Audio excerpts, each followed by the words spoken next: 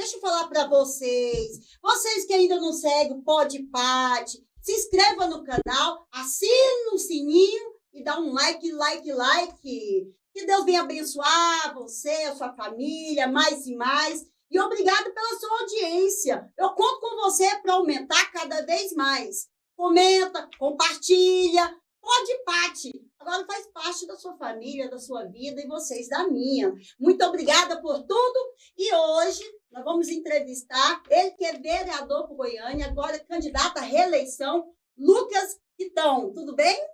Tudo bem, Paty, amém. Obrigado aí pelo convite e obrigado também pela audiência de vocês. Estou à disposição. Satisfação muito grande estar aqui hoje. Muito obrigado por estar aqui. Lucas Quitão, advogado, mestrado em farmacêutica.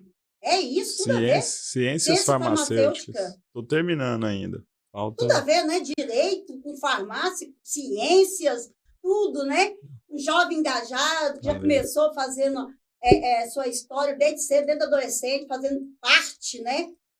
Da movimento estudantil. Eu vi tudo que é palestra, que envolve a cidade. O senhor sempre estava ali, né? Posso chamar senhor? Não sei como que é, tão novo, né, gente? Como você quiser, Paty. Inclusive, tem um motivo para essa mudança tão grande aí de rota, né? Eu que vim do direito, estudei, né? Me especializei no direito público, que é essa área aí de administrativas, os ritos, né, da gestão pública. E depois, por causa da cannabis medicinal, né, que é um remédio muito avançado, uma medicina muito moderna, que serve aí a muitas famílias, eu resolvi estudar um pouco disso. Inclusive, saiu desse mestrado um projeto muito bacana, que se Deus quiser a gente vai levar isso para o Brasil todo, que é um centro municipal de tratamentos com cannabis, que a gente já fez uma planta, seguindo aí todas as orientações da Anvisa, do Ministério da Saúde, e a gente vai poder oferecer para os municípios do Brasil que quiserem fazer esse trabalho, usando, né, essa medicina moderna para ajudar centenas de enfermidades. Eu vou detalhar um pouco disso, se eu tiver tempo aqui com você, que eu acho que a gente vai falar de muita coisa. É forte, hein? Ele que é filho da dona Rosângela, que é assistente social, e filho do Amival Bueno, corretor de imóveis. Um rapaz que tem uma história aí, que sempre fez o social, né? Estava acompanhando sua estrada. Para você acompanhar esse social, com certeza já vem da história da sua mãe, que mexe com assistência social, né?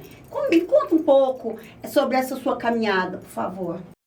Paty, eu comecei, como você falou, no movimento estudantil, né? E fazia, paralelamente a isso, essas ações que começaram um grupo de amigos, né? E depois isso tomou um corpo maior, mas sempre foi assim, para melhorar ali na época questões locais, né? E quando coordenador do centro acadêmico, foi minha primeira experiência, né, política de verdade, nós melhoramos ali coisas da faculdade e isso deu a gente confiança para brigar por coisas maiores. Então, a partir daí, ingressei no Conjuve, né, que é o Conselho da Juventude. Foi na época que a gente conseguiu introduzir em Goiânia o passe livre estudantil, que já era uma demanda, né, muito antiga desses movimentos, de quem trabalha na faculdade, essa política estudantil. E isso também deu condição da gente chegar na Câmara na primeira vez com 25 anos, não sendo, né, filho de políticos tradicionais, não vindo de uma família de políticos. Então, eu tenho uma responsabilidade muito grande com esse público, né, que espera a nova política, que espera a política que transforma. Então, é nessa linha que a gente vem agindo desde 2016. Qual é a sua caminhada política? Ela vem já natural ou foi na sua caminhada vendo a desigualdade social? Porque sua mãe sendo assistente social, né, com certeza, ela vinha fazendo grandes demandas, né, vendo várias situações, e eu via que você sempre acompanhava ali. Eu vi também que você faz muito trabalho na rua, né, com os moradores de rua. Foi isso que incentivou? Com certeza, também, né? Até porque na época ela trabalhava com moradia popular. Então era também uma bandeira, e ainda é, né, uma demanda muito grande para Goiânia. Inclusive o atual governo tinha prometido a construção de 15 mil casas, né? Ainda tem muita gente ou em situação de rua, ou pessoas que vivem pagando aluguel e que merecia ter o seu próprio lar. A gente sabe que não igual antes, né, na época do Íris, que tinha os mutirões e tudo. Hoje existem modelos tão bons quanto e até mais simples, né? O Estado, por exemplo, eu sempre faço questão de frisar isso, tem um programa bacana pela AGEAB, onde os municípios entram com o terreno e o governo do Estado constrói. A pessoa beneficiada, depois de passar pelo checklist, né, umas avaliações para realmente atender quem precisa, elas pagam um valor simbólico. Então é muito bacana, porque elas vão ter dignidade na sua própria casa, bem construída, sabe? Algo que faz sentido. Então, ela começou nessa época e eu comecei a estudar isso também. Ainda não consegui entregar casas, justamente porque nós tivemos aí dificuldade com a prefeitura, especialmente nesse mandato, né, que a prefeitura deixou a desejar mesmo, né? A gente vê isso na cidade aí, como está escuro, como está suja, né, como está mal cuidada. E então isso foi onde eu iniciei, né, nesse mundo de buscar através da política melhorar a vida das pessoas. Aí, como você lembrou, essa questão dos moradores de rua, pessoas em condição de rua, também por conta de um bairro que eu tenho muito orgulho de representar, que é Campinas, é uma região histórica da cidade, que é a alma de Goiânia, né, onde tudo começou, e que lá hoje está, né, o retrato dessa gestão. Esquecido, escuro, sujo. Então, isso também tem a ver com esse nosso trabalho, porque eu fui para um lado de política ambiental, né, da correta destinação dos recicláveis, do fortalecimento das cooperativas, que é justamente onde essas pessoas vão trabalhar, respeitando as regras trabalhistas, sem exploração nenhuma, sem acontecer o que acontece muito lá, que é receptação de coisas roubadas, como, por exemplo, fio de cobre de praça, Paty. Não sei se você sabe, sei mas sim, até foi filmado recentemente um aí, né? acontece muito. No ato. Como combater tudo isso, hein? Então a gente está trabalhando justamente nessa linha de aumentar a fiscalização, né? Eu fui autor de uma emenda ao Código de Posturas, o novo, aprovado esse ano, que aumenta a cobrança em cima desses estabelecimentos, dessas reciclagens que não obedecem às regras, que compram fio roubado de praça, que às vezes até a droga é moeda de troca ali. Então, problemas muito sérios, que inclusive lá em São Paulo foi o que deu origem à Cracolândia, né? A destinação errada do reciclável, onde esses dependentes químicos são explorados, vivem em condições, né, desumanas nas ruas e acabam usando o reciclável, o papelão, o que sobra do comércio ali, para abastecer o seu vício. Então, a correta destinação do reciclável tem uma ligação direta com a formação de Cracolândia. Então, depende também, né, o que eu falo muito, da prefeitura aumentar os ecopontos. Não sei se todo mundo sabe o que é isso, mas é um lugar que a prefeitura recebe entulho, ao invés da pessoa faz uma pequena obra em casa, depositar o entulho na beira de um córrego ou num canteiro central, que acontece muito, num lote vago, esse lixo acaba indo para o bueiro, né, contribui com as enchentes, acaba contribuindo com a erosão dos córregos, destrói a cidade. Ao invés de fazer isso, ele vai poder levar para um ecoponto. Móveis antigos, papel, tudo que é reciclável, madeira, ele pode deixar no ecoponto. E lá do ecoponto vai direto para as cooperativas. Então, hoje são 3 em Goiânia. A gente pensa em um, pelo menos em cada região. Vai ajudar. E também a conscientização, principalmente nesses locais com comércio forte. 44, Bernardo Sayão, Campinas, Centro, né, os atacadistas. Nesses locais, a gente tem que conscientizar as pessoas, né, os moradores, os comerciantes, para ou através da prefeitura levar esse reciclável direto para as cooperativas ou para os ecopontos. E aí a gente vai ajudar quem trabalha na lei. E nós vamos tirar a moeda, o combustível desses que trabalham na irregularidade, que incentivam o uso de droga, que colaboram com a formação das Cracolândias. Aí vai sobrar o maior desses problemas e, ao mesmo tempo, motivos para a gente trabalhar nessa linha, que são as pessoas degradadas ali em situação de rua. São seres humanos, precisam da gente ter um olhar atento, porque eu estou vendo muita gente, muito candidato falando que vai mandar de volta para casa, tratar eles como se fosse, né, um entulho. Não é assim. Essas pessoas precisam ser reinseridas na sociedade, precisam passar por comunidades terapêuticas, muitas delas até em parceria com igrejas, né? E fortalecer o nosso sistema de assistência social, que em Goiânia hoje está quase anulado, né, que são os CRAS. né? Aqueles que recebem para fazer o atendimento psicossocial de viciados em droga, em álcool, né? Reinserir essas pessoas de forma humanizada na sociedade. Lucas, deixa eu te perguntar uma coisa. Você tocou nesse ponto aí, até uma pessoal minha, né? Eu já tive um viciado na família, aquela situação toda, e muitas vezes a família não sabe o que fazer com o viciado, certo? Ainda mais se for baixa renda. Quem tem condição, paga um local para poder cuidar dessa pessoa querida. Agora, se não tem, fica ao léu. Como fazer? Muitas vezes, eu quero falar sobre, como fala, internação compulsória, né? Compulsória, isso. Como fazer isso?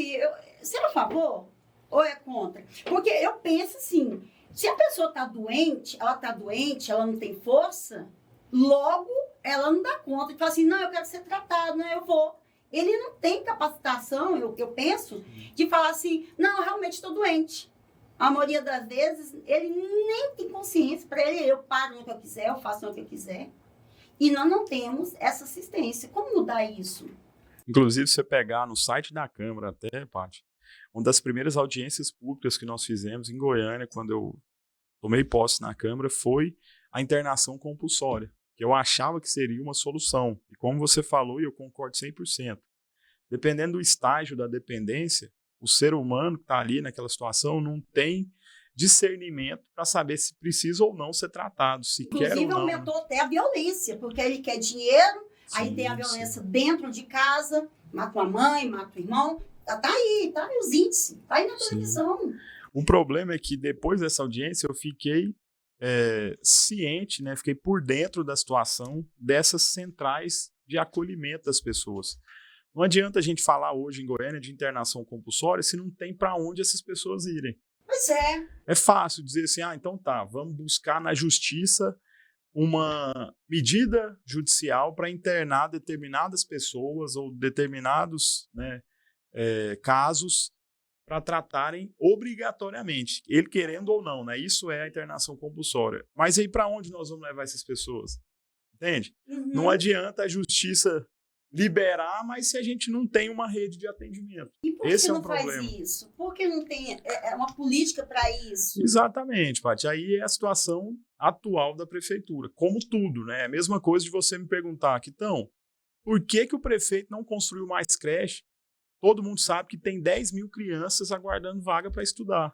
E não é só a criança que está prejudicada, é o pai e a mãe que não conseguem trabalhar também. Exatamente. Né? Então, assim, eu também te pergunto, né? Infelizmente, isso não é prioridade para a atual gestão. E nem foi para várias outras, né, que antecederam o atual prefeito. Se você pensar, muito se gastou em viaduto, em outras coisas, milhões de reais em algumas áreas, e essas de cuidados com as pessoas têm ficado para trás. Assistência social não só de dependente químico, mas de pessoa mesmo em situação de rua sem droga, de pessoas que precisam do mínimo para se alimentar, né, de pessoas que chegam em Goiânia vindas de outra cidade que não tem nem onde dormir. Outras capitais do Brasil fazem um trabalho muito melhor do que Goiânia nessas áreas. Mas eu também te coloco aqui o problema da saúde, que era para ser uma prioridade. Goiânia é uma capital que está entre as 10 que mais recebem recursos do Ministério da Saúde.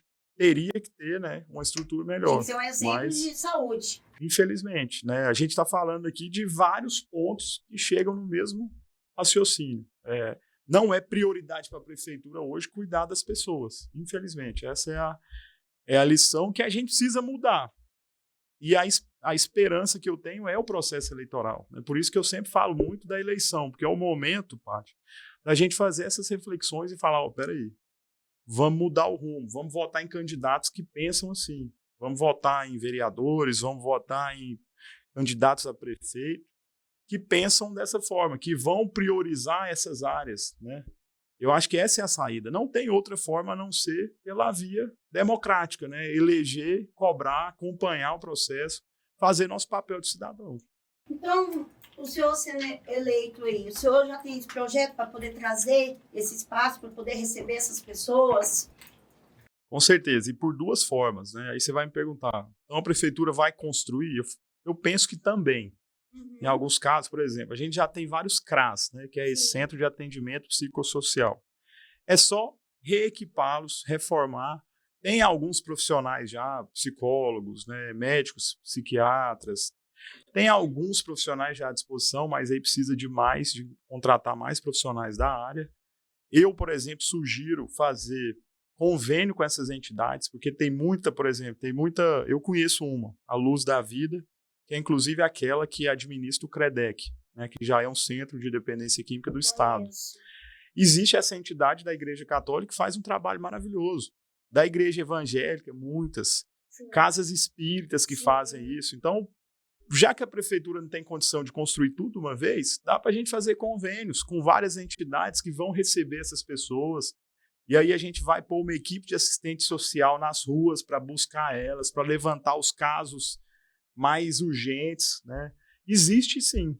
Começando por isso que eu te falei, que é um problema estrutural. Vamos primeiro evitar que novas pessoas vão para essa situação, vamos tratar o nosso reciclável, vamos iluminar as ruas, vamos ocupar os espaços, aí por si só a gente já vai matar o tráfico de drogas. E depois disso, aqueles remanescentes nas ruas, nós vamos cuidar deles. Nós vamos reinseri-los na sociedade, trabalhando e tudo. Até ajudar mesmo, né? Alguns lugares de recuperação, né? Casas de recuperação, tem vários aí, um monte. E precisa de ajuda, inclusive. Elas vivem, e eu ajudo muitas, né? Com rifa, coisa básica. Então, se a prefeitura entrar priorizando esse trabalho, com certeza tem muito parceiro para somar aí nessa luta.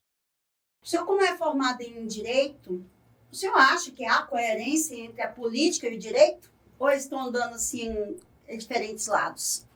Bom, depende do momento, Paty. Eu acho que a nossa Constituição é bem clara nisso, né? O problema é que existe excessos em todos os poderes, a gente não pode, né, duvidar que existe, porque o Brasil hoje vive isso, né? Começando por Brasília, né? Mas existe sim saída, os poderes em tese são harmônicos. O Brasil já mostrou que nós temos entidades fortes, né, instituições consolidadas, então eu não caio nessa onda, como é que eu falo assim, da instabilidade. Pelo contrário, né, eu acho que a gente tem que ir pelo caminho correto. Né? Se tem uma forma de melhorar, é assim, conscientizando as pessoas, exercendo o nosso papel de cidadão. E é claro, Paty, as coisas não vão mudar de uma hora para outra. Né? O Brasil é um país que tem uma democracia de 35 anos e já passou por 2 impeachments. E vive um momento instável, né, de transição de governos e tudo. Nós estamos numa crise política já faz tempo, né? Exato, e isso afeta a economia, né, afeta outras áreas. Mas o que eu te digo é o seguinte, o Brasil está evoluindo. Né? Pessoas que não participavam da política hoje já entendem, opinam, né, têm a sua opinião, buscam conhecer mais, entender mais. Esse é o processo de evolução democrática. A gente pega uma democracia como a dos Estados Unidos, né? Tem centenas de anos na nossa frente. Lá aconteceu essa maturação. Hoje eles têm 2 partidos que disputam as eleições presidenciais. Aqui no Brasil nós temos mais de 30. Entendeu? Então é um processo de evolução. A gente não pode, nesse processo, querer romper com as regras, porque não existe outra forma mais justa do que a democracia, na minha opinião. Né? A maioria sempre vai levar. Nem sempre é o resultado que a gente queria, Paty, mas eu vou te contar. A única forma de mudar isso é mudando os eleitores, não é mudando o processo. Porque, no nosso caso mesmo aqui, da eleição municipal, que é até menos, né, polarizada, é menos polemizada também, de todas as formas de voto distritão, distrital misto, de todas as reformas eleitorais, infelizmente, quem tem dinheiro leva vantagem, né?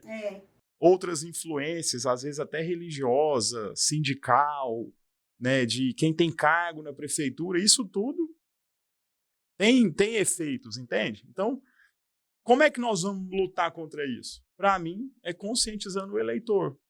Porque se a gente reclama do Congresso hoje, eles foram eleitos para estar lá. Exatamente. Concorda? Hoje eu tive até uma conversa com uma amiga sobre isso, né? Eles falando que o prefeito deixou de mão o bairro, tudo. Eu falei, mas o que vocês estão fazendo? Só está sentado falando? Não vai a tal lugar, não vai participar, não sabe o que está acontecendo? Então, tem que ter essa participação, né? E você sempre foi, como eu falei, engajado, não tem como não falar. Percebi que desde jovem também muito esportista, né? Puxando em skate. Andava de skate, fui atleta de karatê, hoje sou ciclista. Apaixonado por duas rodas, é isso? Também, já andei de moto, mas não era um esporte, não, era mais um hobby. Mas, assim, apesar de estar meio distante, é um negócio que eu acredito muito, é o esporte, viu? E é justamente por isso que eu vou entrar aqui. Como trazer os jovens mais para o esporte? Incentivando, né? É o que até um dos pontos que eu brigo muito com a atual gestão também é isso. Nós não temos política pública de esporte em Goiânia. Não Nós tem temos incentivo, não tem nada. nada, não tem professor no bairro, não tem educador físico nas praças. E assim, o que eu tô falando do esporte não é esse hobby nosso que a gente pratica, né, por lazer. Eu tô falando do esporte como ferramenta de inclusão social, porque ele na quadra não tem rico e pobre, todo mundo é igual, não tem branco ou preto, todo mundo é igual. Exato. Então o esporte é essa ferramenta que coloca todo mundo, né, no mesmo nível. O esporte pode ser uma ferramenta para a educação, né, e a gente vê os Estados Unidos fazendo isso, a China, países de primeiro mundo investem no esporte como uma ferramenta para melhorar a educação, uma ferramenta de saúde pública, né, para evitar sedentarismo, para melhorar os nossos índices. Então, assim, o esporte pode ser um grande aliado na segurança pública, né? Você vai tirar com o esporte, por exemplo, nós temos 4 projetos sociais de luta em locais muito humildes da cidade. Com certeza, nesses projetos nossos, nós estamos tirando gente, jovem e criança, da droga, do crime. Então, Concorda? como se diz, ocupa a mente, né? Exato. O esporte é essa ferramenta, que ela é transversal, ela ajuda todas as áreas do poder público, né, assim dizendo, e principalmente também em questões da iniciativa privada. O que falta para mim é a prefeitura, especialmente, ter esse olhar, entendeu? De falar assim, olha, vamos reservar tantos mil no nosso orçamento para a política de esporte, para incentivar os atletas goianienses a competirem fora, coisa que a Aparecida faz.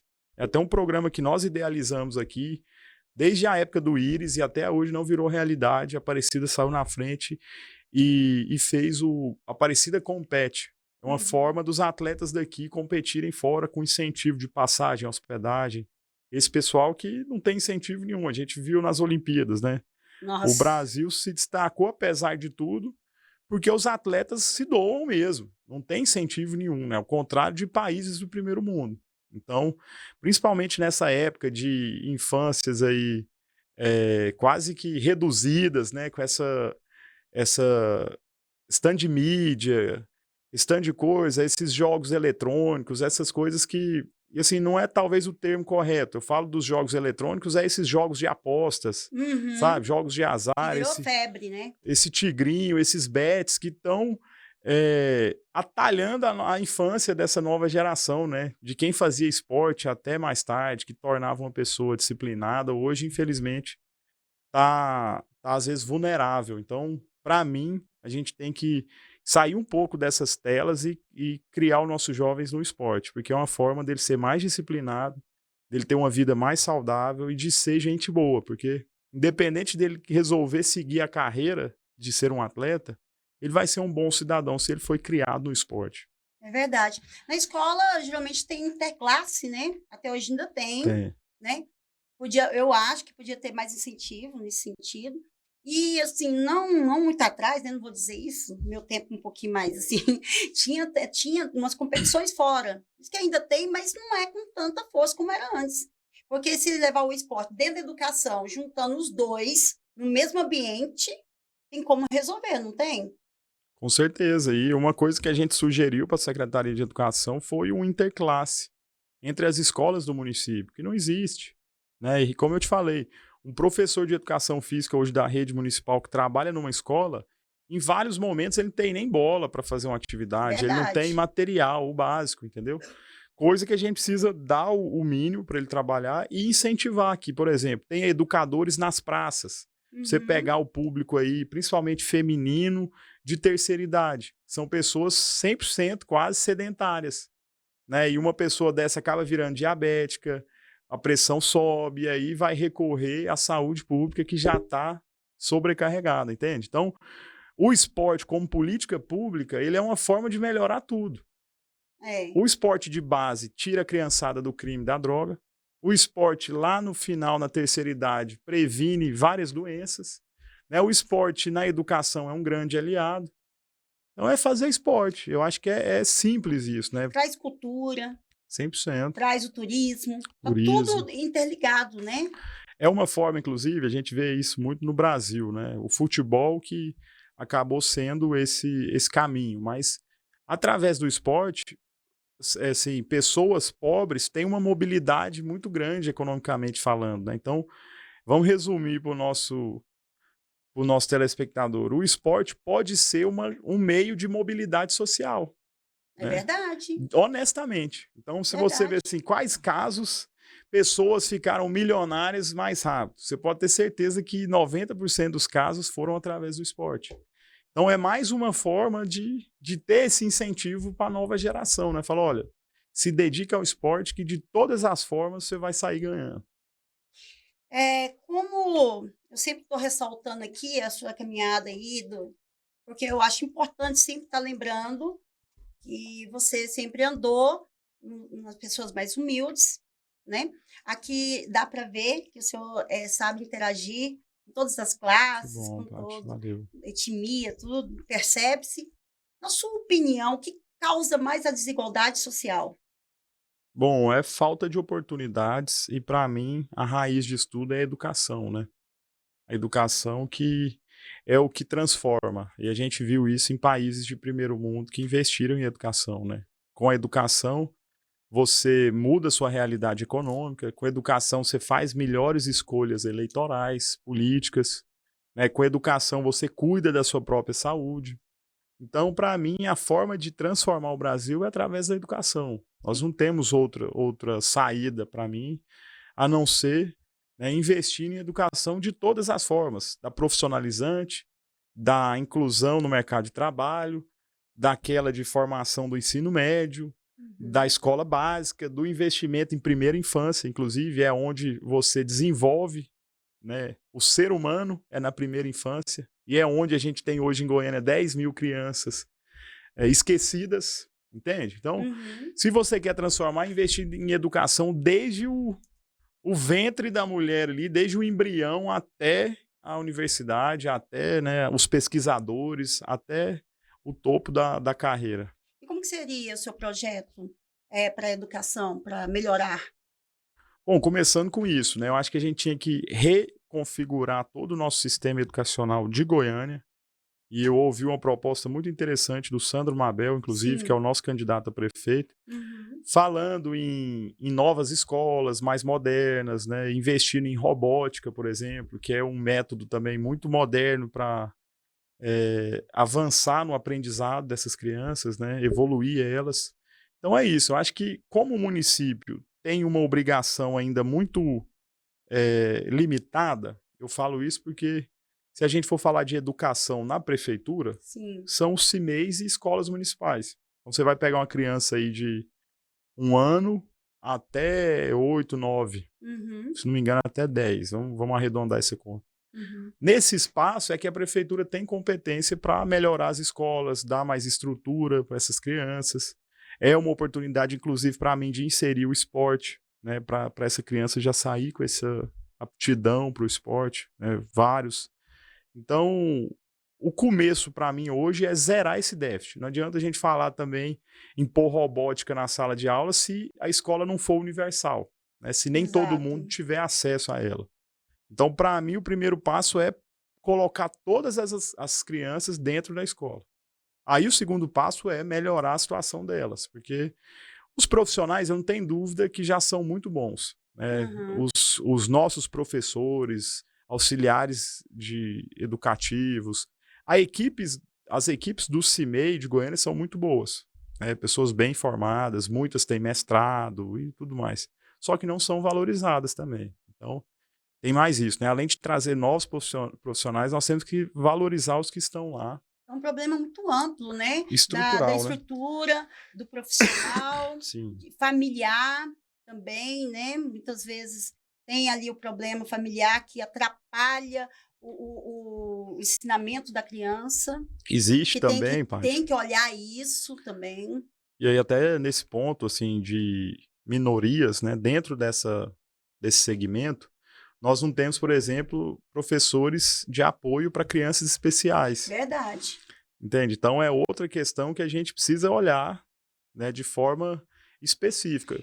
Nós vamos fazer uma escola em cada região para essas pessoas. Eu já acho que não é a saída. Eu acho que elas têm que ter convívio, né, com as outras crianças. E para isso a gente tem que ter um trabalho de acolhimento, né? Enfim, a gente tem que pensar uma forma das crianças especiais também serem bem-vindas nas escolas do município, nos CIMEIs. Eu até vou te perguntar aqui, eu tenho essa dúvida, porque é assim, eu sou totalmente a favor da inclusão, tem que ter, porque, né, como eu já falei, a gente cria filho para o mundo, tem que saber viver no mundo, né? A inclusão, o apoio, eu sou a favor. Porém, você coloca ali, não, tem um autista, tem que ter um apoio. Mas muitas vezes tem uma pessoa ali que tem dislexia, tem tudo, está tendo problema. E aí tem um que chama mais atenção que os outros. Como que resolver isso dentro de uma sala só? Paty, eu até sou muito humilde nesse ponto e faço questão de sempre lembrar que nós precisamos ouvir os técnicos, né?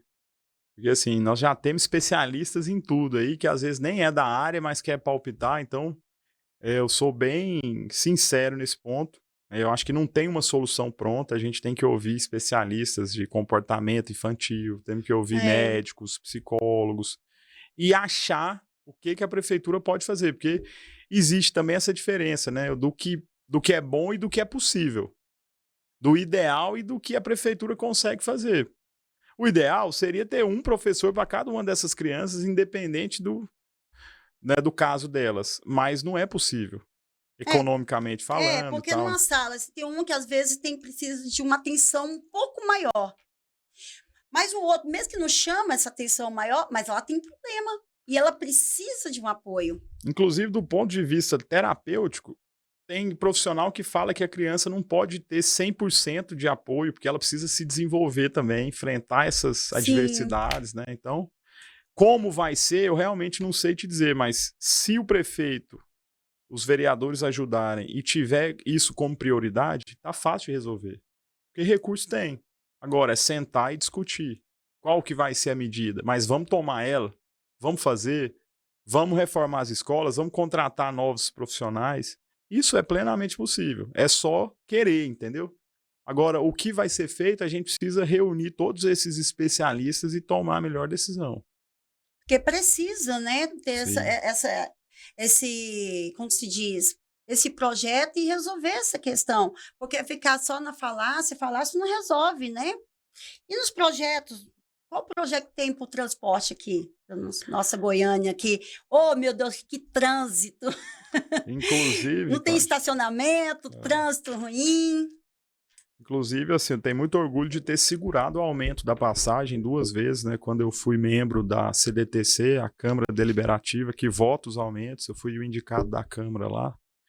E isso até foge da discussão global, né? A gente está falando só do coletivo, mas o trânsito é um pouco de cada, né? É um pouco de sinalização, é um pouco de educação de trânsito, é um pouco de transporte coletivo, é um pouco de inovação de tecnologia, que é o caso que a gente fala muito dos semáforos inteligentes, né, para modular o trânsito ali em tempo real. Tem que ter mais sinalização, tem que ter mais orientação, investimento em educação de trânsito, né? De tudo aqui, desde o motorista ao pedestre, né? A todos aqueles partícipes. E para mim, principalmente, investir no transporte coletivo.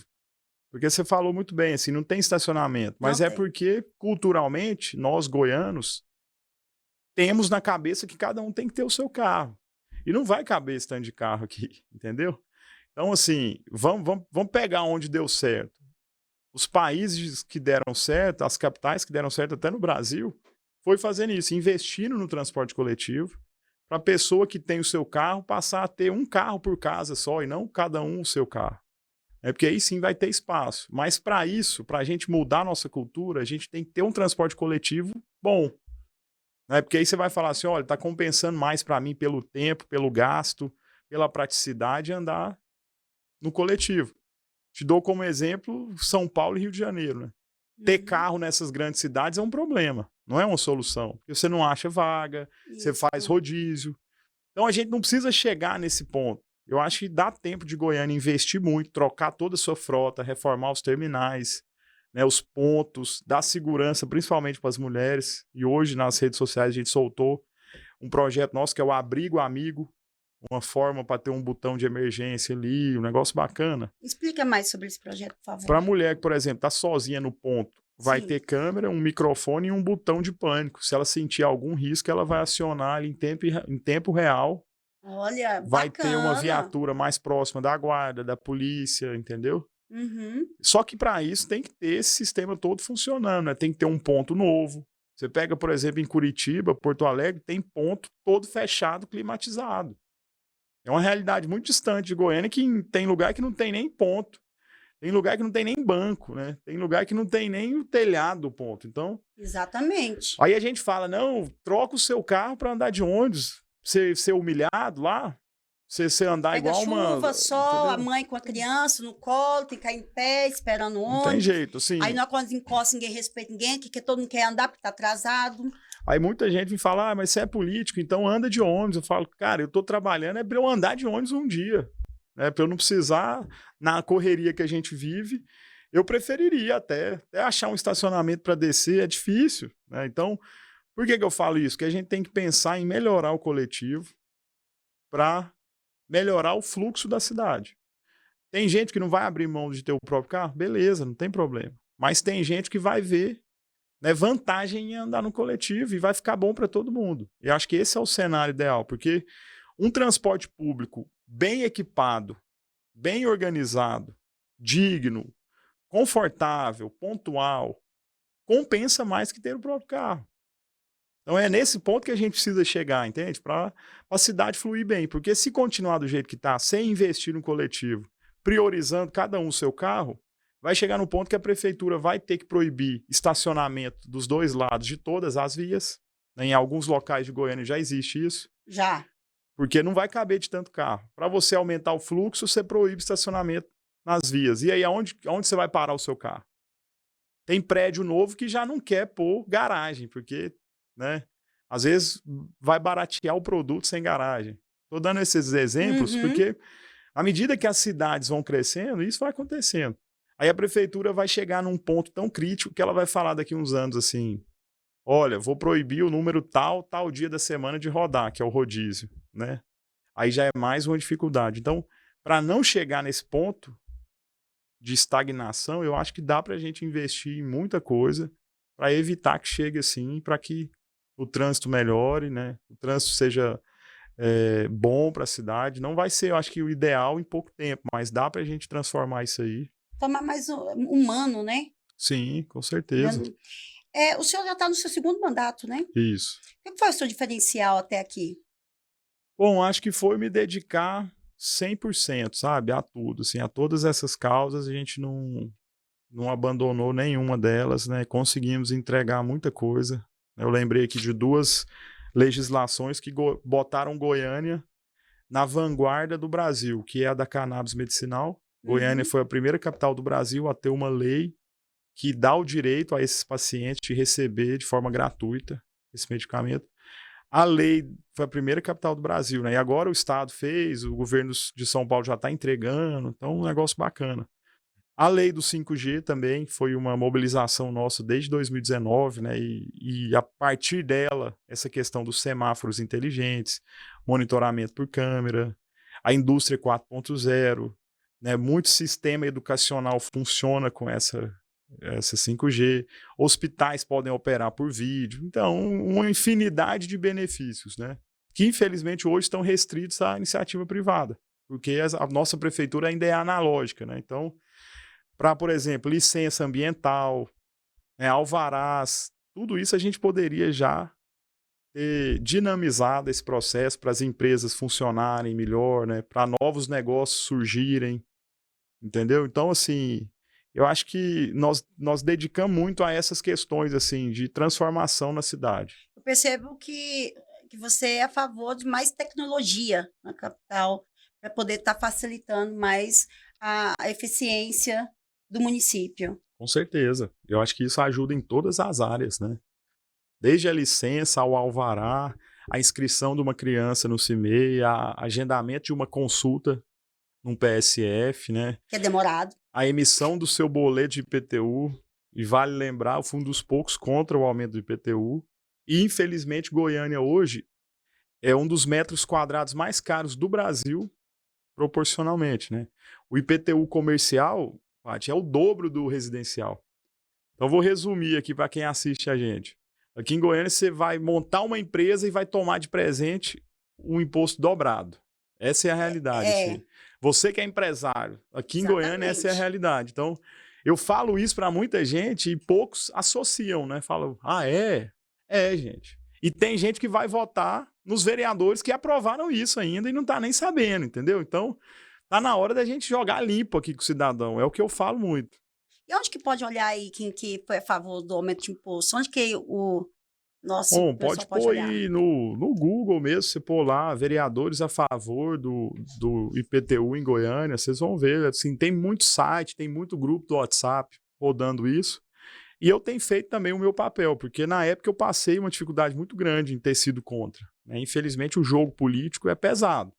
É que se você não for na mesma onda, aí é perseguição na hora. E foram 3 vereadores contra, né? 32 a favor. Então você pensa, o prefeito, né, jogou pesado, claro, e para quem foi contra ele, para quem falou a verdade para a sociedade, pagou um preço alto, né, o resto da gestão. Mas eu fiz uma boa escolha para mim, Paty, porque eu tive a opção de ficar bem com o prefeito e com os vereadores e ficar mal com a sociedade. E tive a opção de andar de cabeça erguida.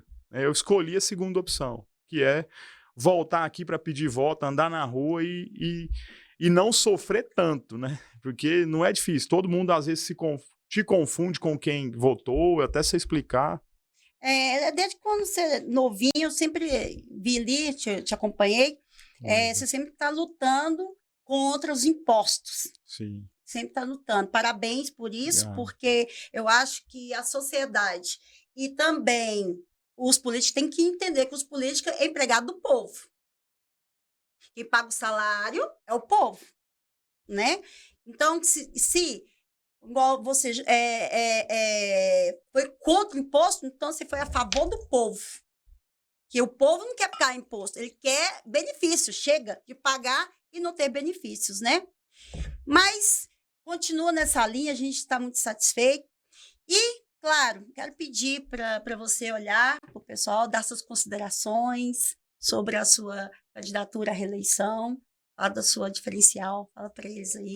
Obrigado, Paty. Quero primeiro te agradecer pelo convite, né? Quero te parabenizar pelo trabalho. Continue fazendo esse jornalismo coerente, sério, né? A sociedade agradece. E quero também, né, convidar vocês que nos assistem para acessar nossas redes sociais, ler um pouquinho do nosso trabalho, buscar informação do que nós fizemos, né, do que nós fomos contra também, das nossas brigas lá na Câmara, que, graças a Deus, Paty, eu sempre tive, assim, tranquilidade e consciência tranquila, assim, tudo que foi possível nós fizemos, né, e brigamos contra o que não foi, assim, até o caso lá da venda das áreas públicas. Nós perdemos na Câmara, mas conseguimos na Justiça evitar que fossem vendidas 86 áreas do município. Perdemos na Câmara, mas conseguimos na Justiça frear o empréstimo.